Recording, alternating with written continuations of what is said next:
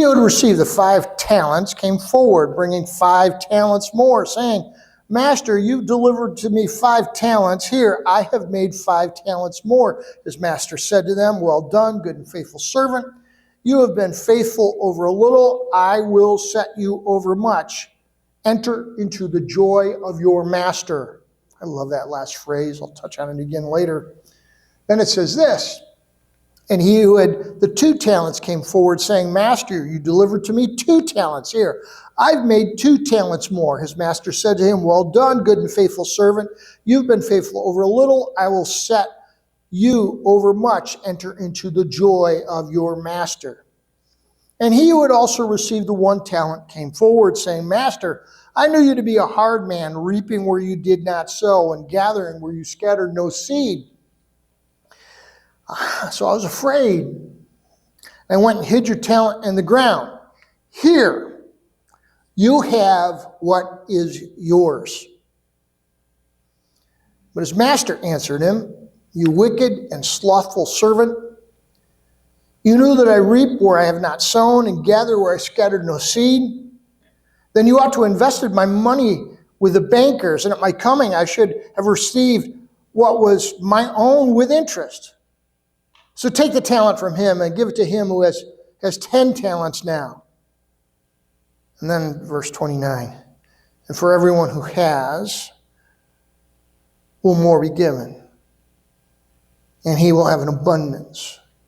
But for one who has not, even what was will be taken away.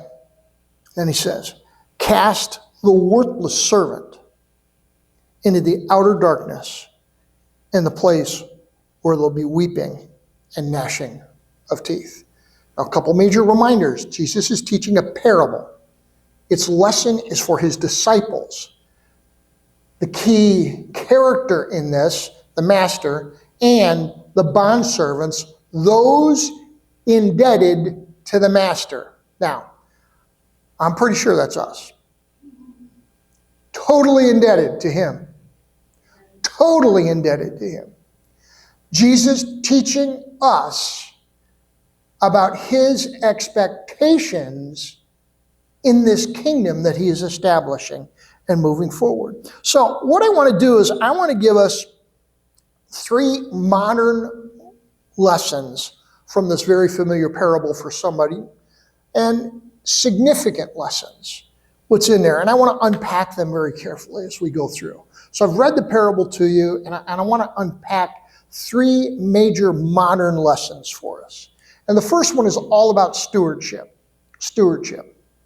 Now, stewardship basically means to be entrusted with the care of something. Kind of a key word there. It's a trust. You are entrusted with it. It is yours to keep track of. You have been entrusted with something. It's there. And you are entrusted not just hold on to it. You are entrusted for its care. It's like if somebody were to borrow my Gibson gospel guitar, which most of you haven't seen, which is a prized possession of mine, and they were going to use it for a period of time, and they brought my Gibson gospel guitar, which I love, which happens to be a collector item, and they brought it back to me, and it was broken, we'd have an issue that have to be settled because their stewardship of my guitar was lacking. So there's this concept. So Jesus is making this point that the master gave to those who were indebted to him various things. And the first lesson of stewardship is this. We are not owners, but managers of what God has given us. Everything about you, every talent you have, and in the early on I had that word cloud up there, and that was, I think I had 200 different types of talents. Actually, on some websites they will list that when they start surveying people and they talk, there's some that always come up, the really popular ones, but someone compiled a list of like 312 different talents that people use on job resumes. What are your talents? What are your skills? And they'll name all these things because we are talented in so many different ways. Well, that word, I love that word talent because it reminds us that Stewardship is about what God has given us, and it's bigger than the offering plate. It entails so much more. We are owners, not managers, of what God has given us. And each of us is given talent and a work to do. The Apostle Paul, when he's writing to the Ephesians, he's helping them understand. Now, this is a church, and they're trying to figure out, what are we supposed to do as believers? What are we supposed to do? What's God expect of us? What's God expect of us in the world around us? What's God expect of us and how we're supposed to live? And Paul, understanding what Jesus had taught and this concept, the weight of discipleship, he writes to them and he says this great passage, and he says, "For we are God's handiwork." I love that word. We are God's handiwork, created in Christ Jesus to do good works, look at that in yellow, which God prepared in advance for us to do. Hear this.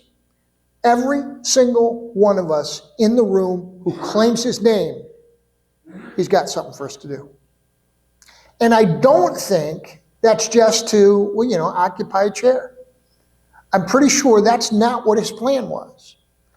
Every single one of us created part of his handiwork, prepared in advance for a work he has for us to do. So stewardship carries this idea that who we are, those indebted to the master, are entrusted with something which we are a manager of. It's our time, our talents, our energy, our ability to earn. So many things could be added to what it means. But the bottom line, it means we've each been given, and we have a work to fulfill. It's who we are. This is the type of lesson Jesus was teaching late in his life before the cross. It's not just simply about claiming his name and, oh yeah, I follow Jesus. No. Now he's preaching things like, take up your cross, follow each of you. No, each of you has been given. Now fulfill the calling. Stewardship. So first of the modern lessons from this parable is the idea of stewardship. Well, the second one is just as significant. The second one is investment.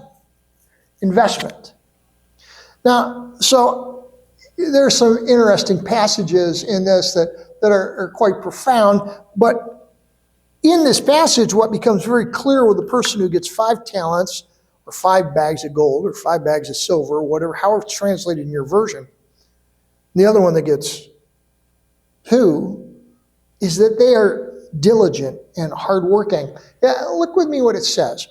I go back to the passage. He who received the 5 talents, went at once. Ooh, I love that. Went at once. He sought to take what the master had given and at once sought to put it to work. There wasn't any, I need to wait a few years, or I need to let the others do, or I need to let that. Yeah, it was at once. He went, traded with them, and made 5 talents more. It made a difference. He who had the 2 talents made 2 talents more. There is this vision, this description of individuals who are being very careful and consistent. They're being dedicated and persistent. Now, hear me. I believe God has already given to each of us weighty things that we are entrusted with. And some of us are waiting around, I don't know, for the heavens to open, an angel to descend, and to say, hey, that talent I gave you? You might think about doing something with it. No, according to this passage, those that get lauded in the story right away, at once, they're carefully and consistent, dedicated, persistent, and they are making